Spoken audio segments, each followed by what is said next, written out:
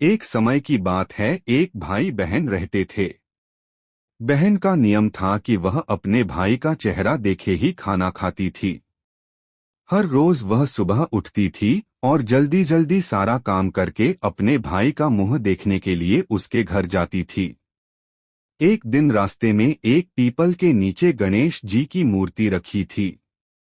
उसने भगवान के सामने हाथ जोड़कर कहा कि मेरे जैसा अमर सुहाग और मेरे जैसा अमर पीहर सबको दीजिए। यह कहकर वह आगे बढ़ जाती थी।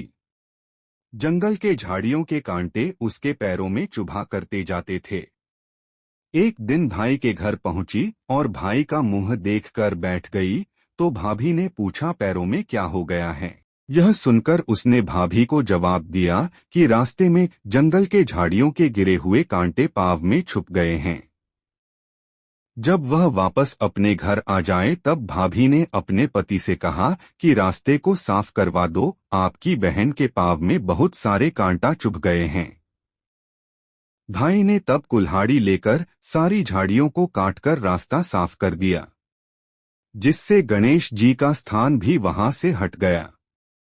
यह देखकर भगवान गुस्सा हो गए और उसके भाई के प्राण हर लिए।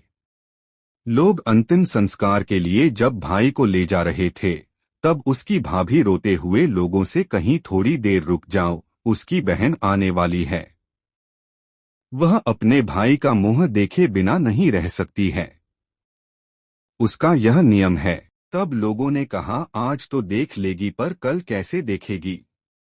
रोज दिन की तरह बहन अपने भाई का मुंह देखने के लिए जंगल में निकली। तब जंगल में उसने देखा कि सारा रास्ता साफ किया हुआ है। जब वह आगे बढ़ी तो उसने देखा कि सिद्धिविनायक को भी वहां से हट दिया गया है। तब उसने जाने से पहले गणेश जी को एक अच्छे स्थान पर रखकर उन्हें स्थान दिया और हाथ जोड़कर बोली, भगवान मेरे जैसा अमर सुहाग और मेरे जैसा अमर पीहर सबको देना, और फिर बोलकर आगे निकल गई। भगवान सोचने लगे, अगर इसकी नहीं सुनी तो हमें कौन मानेगा, हमें कौन पूजेगा। तब सिद्धिविनायक ने उसे आवाज दी, बेटी इस खेजड़ी की 7 पत्तियां लेकर जा और उसे कच्चे दूध में घोलकर भाई के ऊपर छींटा मार देना, वह उठकर बैठ जाएगा। यह सुनकर जब बहन पीछे मुड़ी तो वहां कोई नहीं था। फिर वह यह सोचने लगी कि ठीक है, जैसा सुना वैसा कर लेती हूँ। फिर वह 7 खेजड़ी की पत्तियां लेकर अपने भाई के घर पहुंची। उसने देखा वहां कई लोग बैठे हुए हैं।